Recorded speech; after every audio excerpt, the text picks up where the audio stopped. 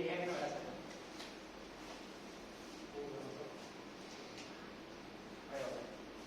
Ya, ahí. Y el ganglio de Gasser va a dar origen a 3 nervios. Se van a llamar V1, V2 y V3. Van a ir hacia el anterior. Ya, V1, V2 y V3. ¿Listo? Ahora, ¿cuáles van a ser los otros nombres de estos nervios?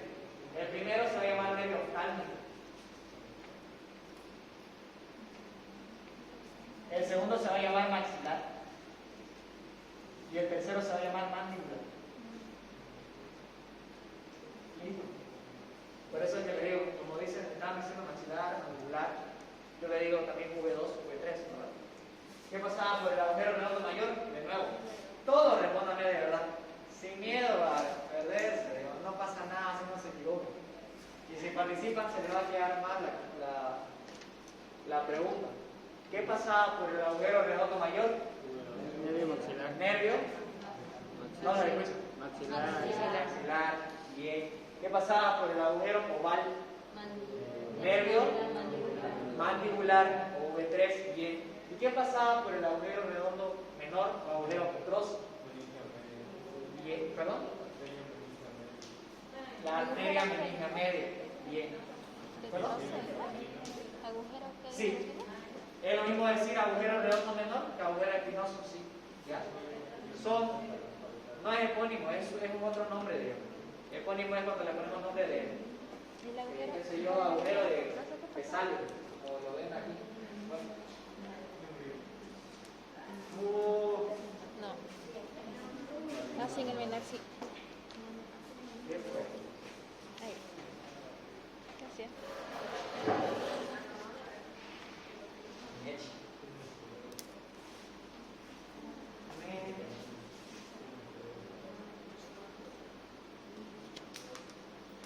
Se apagó, creo.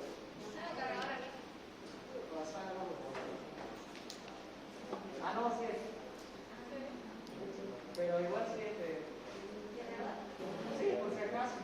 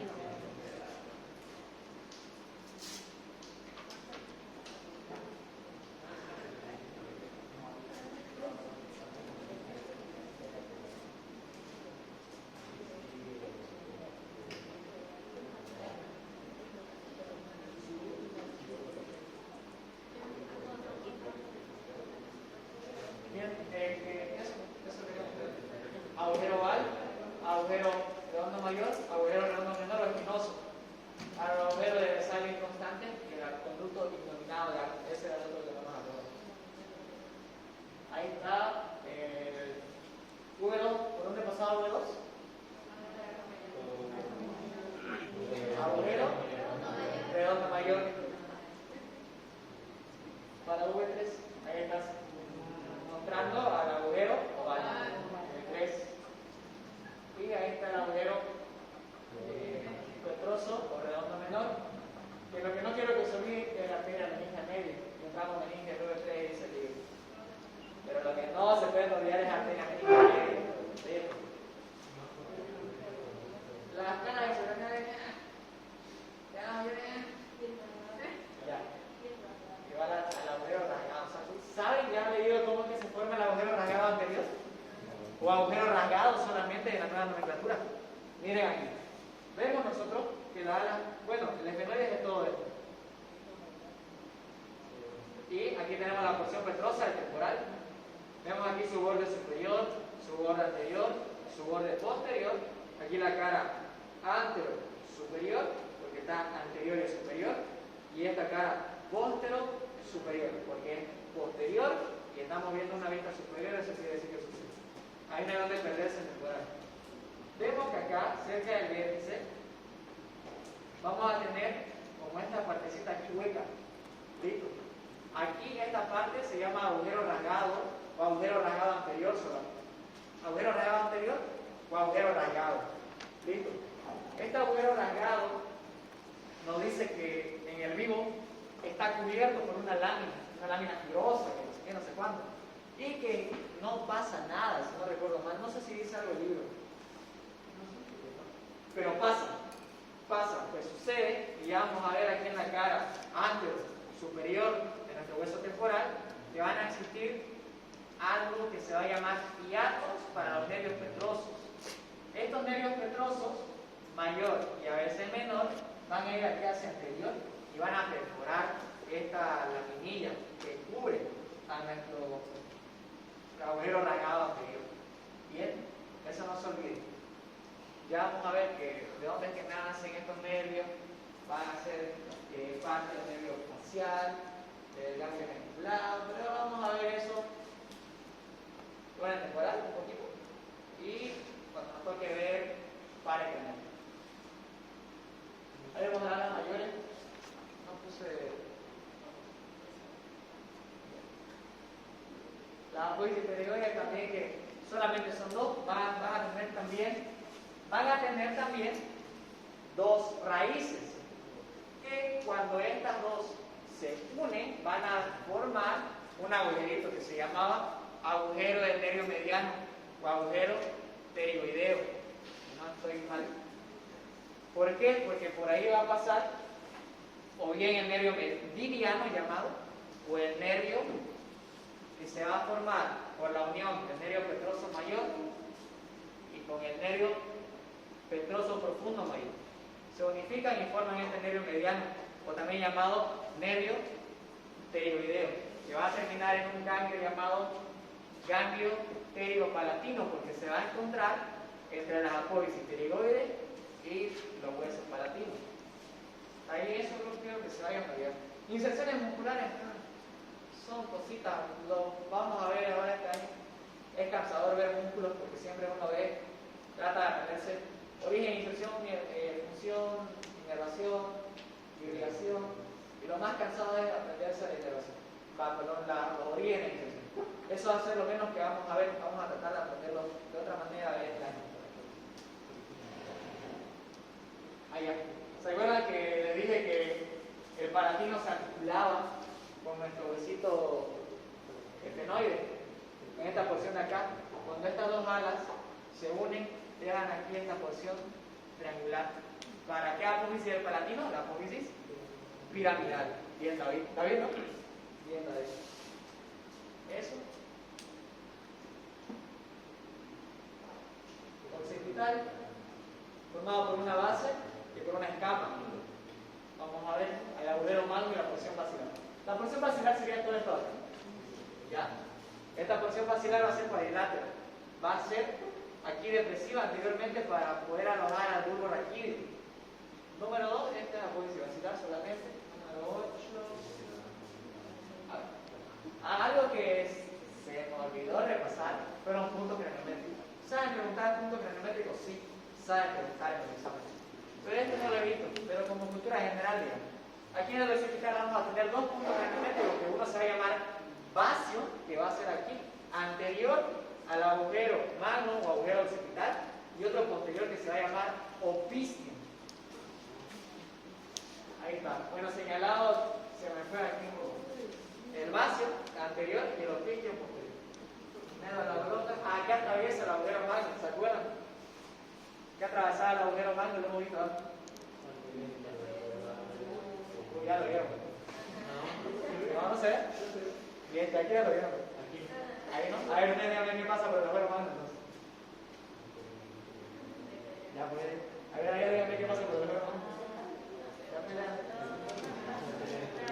Ya ven, arterias vertebrales, uno. La médula aquí. Médula abdomen. Médula abdomen. Venas, va, está bien.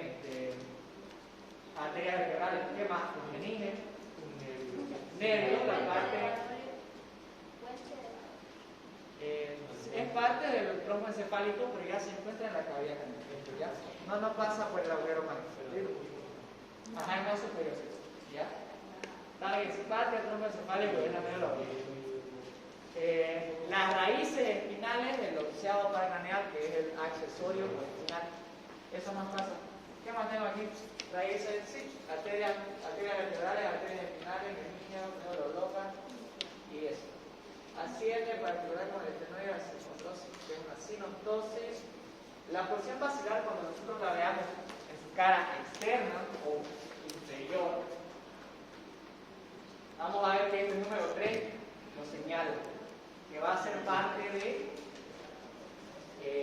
va a prestar inserción, bueno, se va a llamar tubérculo faríngeo, que va a prestar inserción al ramo faríngeo. Punto de inserción va a ser eso de los músculos constrictores de la faringe.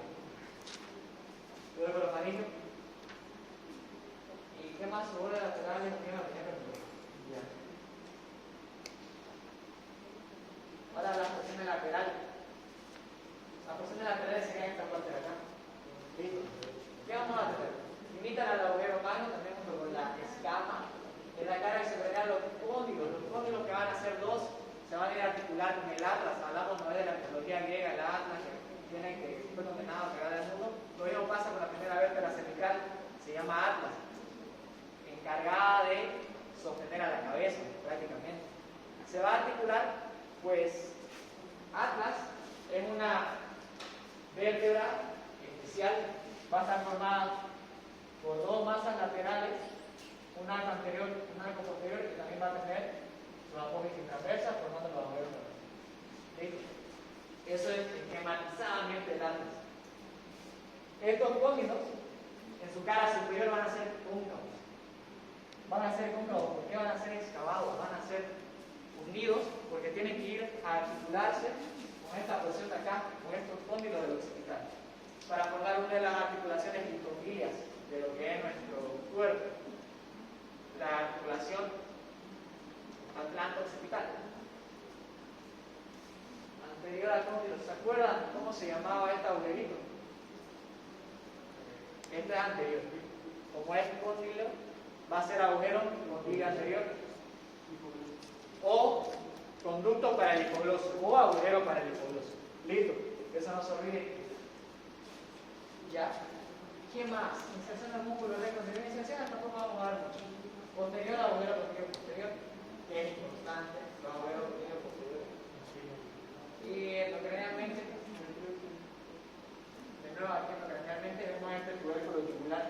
En el anterior caso me preguntó, ¿no? Tubérculo yugular, porque aquí cuando se vaya a articular con la porción petrosa del temporal, con el borde posterior, van a dejar también un agujerito que se va a llamar agujero yugular o agujero rajado posterior.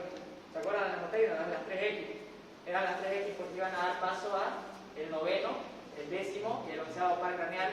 Y también se llama yugular porque va a dar el origen, digamos, a la vena yugular. Cuando los senos transversos tienen este recorrido hacia el exterior, hacia el lateral y luego inferior, pasan por acá y ya se convierten en la vena yugular interna. Eso ya vimos. Va a tener un ensanchamiento de esa vena yugular que se va a llamar el bulbo yugular. Eso es algo que se me olvidó del anterior. La cara endocranial, la escama. La cara endocranial de esta escama va a ser cóncava claramente. Vamos a ver que tiene estos surcos vasculares para el seno longitudinal superior, para los senos rectos, este es el surco inferior. ¿Se acuerdan cómo se llamaba la confluencia de los senos? ¿Cómo se llamaba el epónimo que tiene? La prensa de erófilo. La prensa de erófilo. ¿Qué vamos a poner? Aquí tengo los senos transversos. Y se la crema central interna, separando las dos fosas, haciendo la mitad superior. Superiormente vamos la cara endocranial, el occipital va a alojar al cerebro e inferiormente al cerebelo. ¿Qué más? Ahí lo vemos, ¿no? Aquí la parte más superior, cerebro, la parte más inferior, cerebelo. Estos dos inferiores del cerebelo, estos dos superiores del cerebelo. ¿Separados por qué? ¿Más por qué?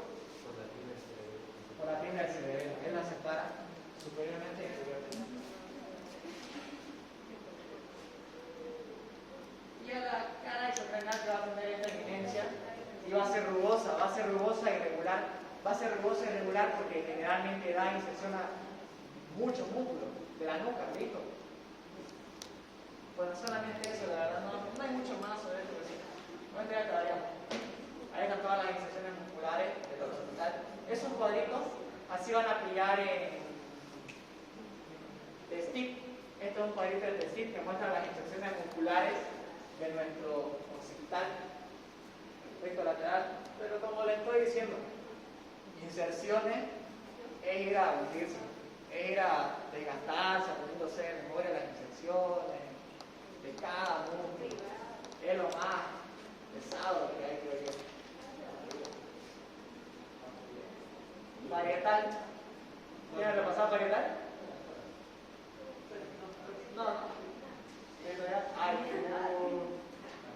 temporal, lo que teníamos que ver hoy día solamente en hueso de acá. A ver, el temporal va a ser un hueso formado por tres partes: una escama, una porción mastoidea y una porción petrosa. La más feita es hablar de la porción petrosa, pero vamos a tratar de rescatar lo más interesante, lo más preguntable también está aquí.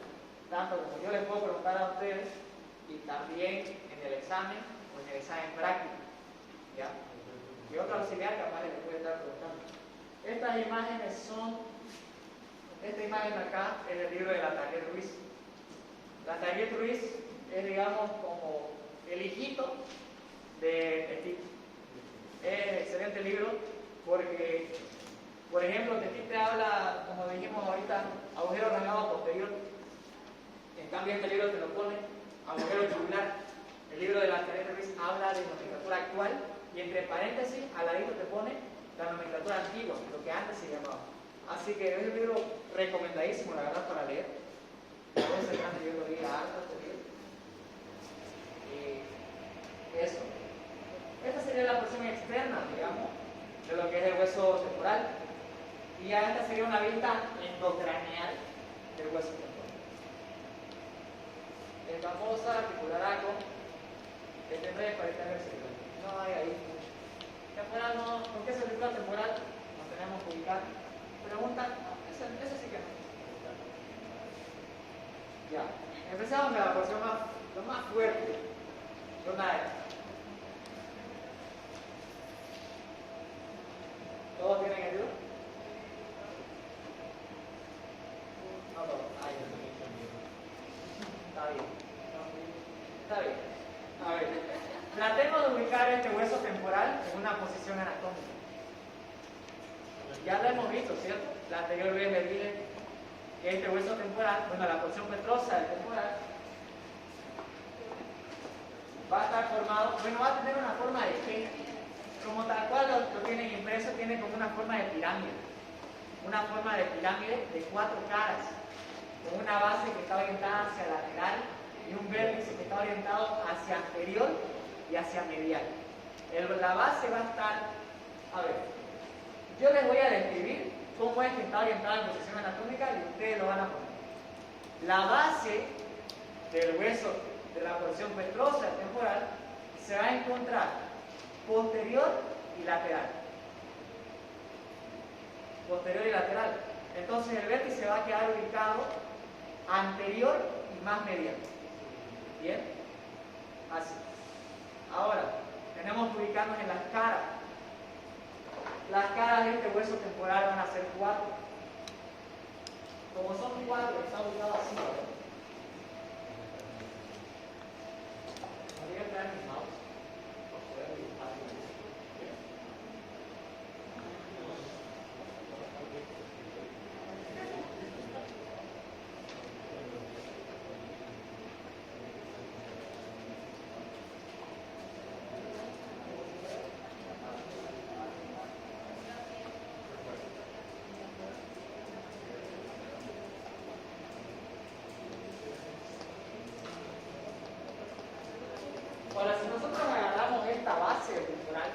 viéramos así, totalmente posterior, veríamos un cuadradito con 4 bordes, uno superior, otro anterior, inferior. Veríamos así. ¿Listo? Vamos a poner una brújula para ubicarlo. Superior, inferior, anterior, posterior.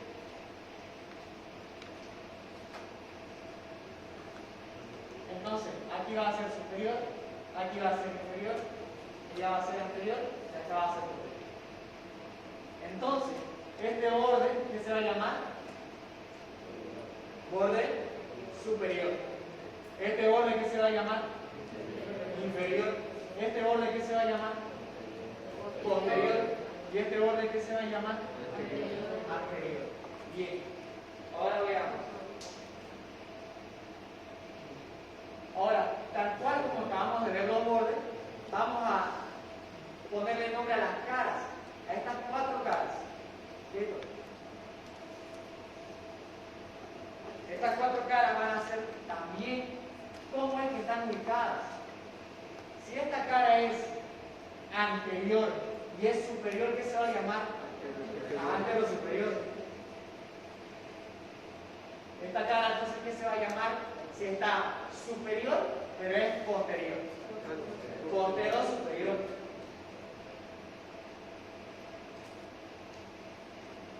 Posterior. Esta cara, entonces, ¿qué se va a llamar? Si está posterior y está inferior. Posterior inferior.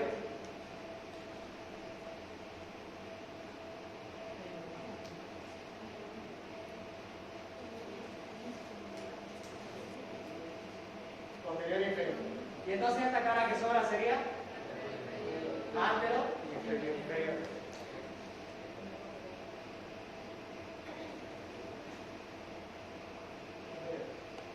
¿Listo? Ven que ubicar temporalmente no es complicado.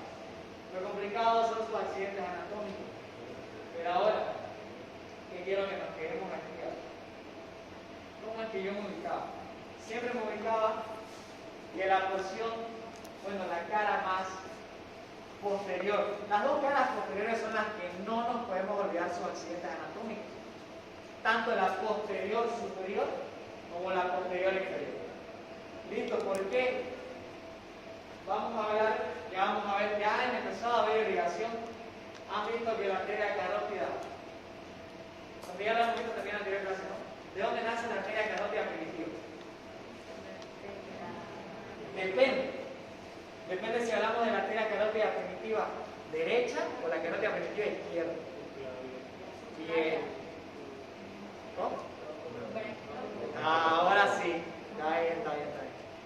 Está bien. La arteria carótida primitiva derecha nace ¿de qué tronco? Del tronco brachiocefálico. En cambio, la arteria carótida primitiva izquierda nace ¿de dónde? Del callado aórtico, de la porción superior de la aorta. Bien, o el arco aórtico. Ahora, la arteria carótida primitiva asciende por el cuello a nivel de la vértebra cervical 4, es decir, la C4, se divide en 2. Anoten esta pregunta examen. Es regalada. ¿A qué nivel vertebral se bifurca la arteria carótida primitiva en la carótida externa e interna? Se articula a nivel de la vértebra cervical 4, que sería más o menos aquí. Otro punto de referencia es pasando el borde superior del cartílago esqueloides o pasando el hueso esqueloides, que también se encuentra, si vemos en Atlas, ubicado más o menos al mismo nivel. Pero el libro nos dice, la carótida primitiva se divide en carótida interna y externa, da sus ramas terminales, es decir, a nivel de C4.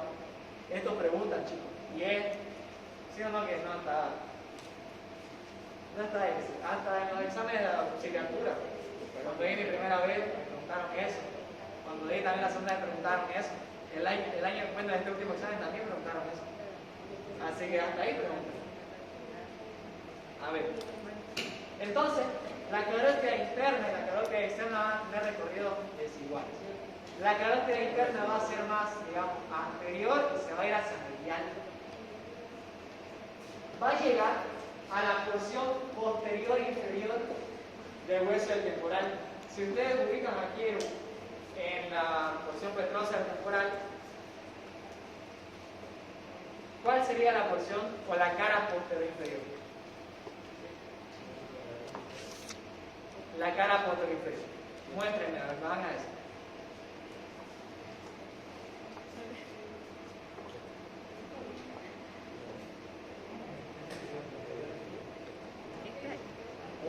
Otro punto de referencia es esta apófisis estiloide. Para ubicar, digamos, la cara posterior e inferior del hueso del temporal, yo ubicaba la apófisis estiloides. ¿Se acuerdan de la apófisis estiloides y del ramillete de Riolano que vimos la anterior vez? Siempre esa apófisis va a ser posterior inferior. Así que con eso nos ubicamos. Ahora, vean ahí en su porción petrosa del temporal, ¿dónde está la porción? Bueno, la apófisis estiloide. Ubiquémosla.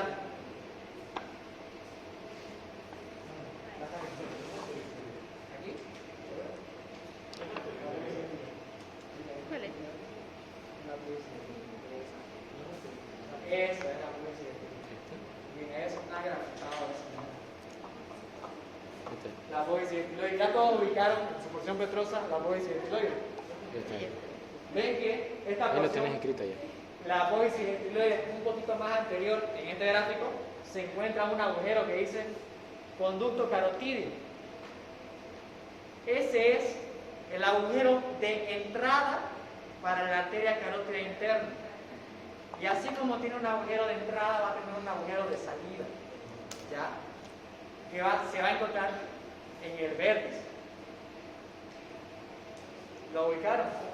¿Ubicaron? Y ahí está atrás.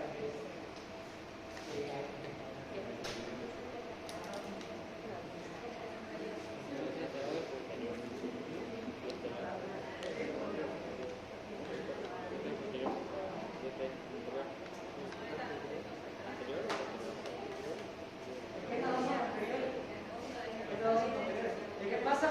A ver, este sería una porción petrosa derecha o izquierda. ¿Quién se anima? No importa si nos equivocamos, yo lo voy a hacer ahorita.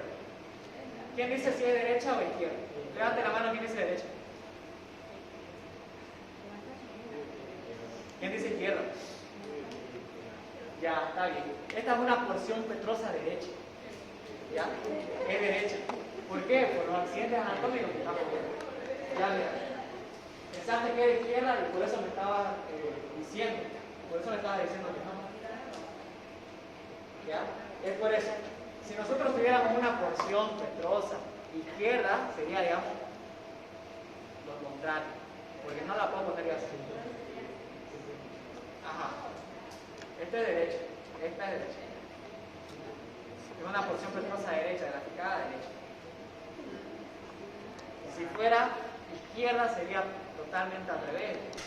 Esta cara estaría acá, esta otra carita estaría aquí, esta cara estaría acá, esta otra cara estaría aquí.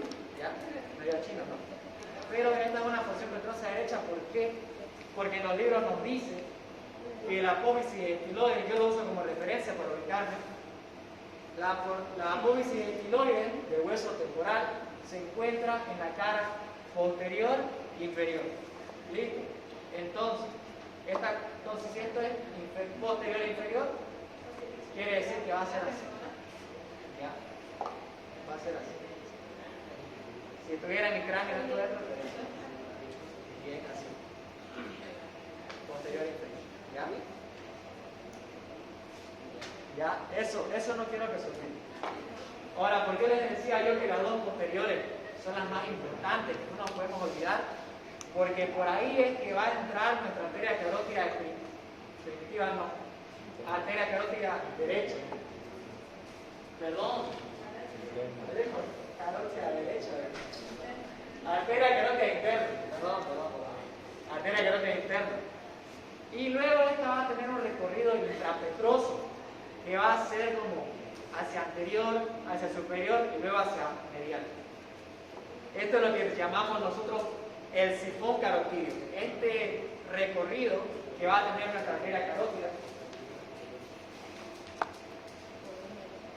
Si agarráramos nosotros esta porción temporal y la encontráramos dividiéramos en una anterior y otra, en derecha e izquierda, digamos que veíamos una cosa. Ya más o menos así. Tendríamos nosotros entonces la entrada de la arteria carótida interna entrando por qué cara de la porción ventrosa temporal. Póstero inferior. No se olviden, póstero inferior. Entraría así. Y luego esta arteria carótida va a tener un recorrido sinuoso anterior, superior y posterior. Esto se llama sifón carotídeo. Les menciono alto, capaz, y por aquí uno se anima a ir a las Olimpiadas. Puta, sería una belleza. Y esta pregunta la hicieron en las Olimpiadas de 2022 para seleccionar los que iban a ir acá, los que iban a irse a la... bueno, no sé si lo he escuchado, pero lo hicieron, esta pregunta la hicieron. Yo estaba viendo, tampoco la sabía, sinceramente. Le pregunté a mi auxiliar Pedro, Pedrito, ¿qué es un carotídeo? Yo no sé nada. Y Pedrito ya estaba igual en cuarto año, no sabía. Le pregunté a Estefan Solín, que es un auxiliar estudiante también, ¿qué es un carotídeo? No sé decirlo. Nadie. Ni los alumnos, los que estaban postulando los que trataron de dar ese examen, ninguno la respondió tampoco. Y ya luego lo vi, lo vi repasando. Lo vi repasando para el examen de asignatura, el segundo carotídeo. También esto lo van a ver en neuroanatomía de Sales. Lo menciona cuando en el capítulo de delegación, que es el capítulo 19, ¿verdad? 19, 18, se menciona el sifón carotídeo, pero así medio. No como el Rubier, que el Rubier es un libro excelentísimo sobre la instrucción anatómica, como así lo menciona. Eso es el sifón carotídeo, no se olvide, los padres no se animan y te hacen esa pregunta, ya saben. Póstero inferior. Ahora, ¿qué más quería ver acá? De la apófisis estiloide. ¿Se acuerdan cuáles son los tres músculos? ¿Cuáles son los dos ligamentos? La anterior clase los vimos, ¿los anotaron? A ver si le pregunta a Soledad acá arriba. ¿Qué pasó?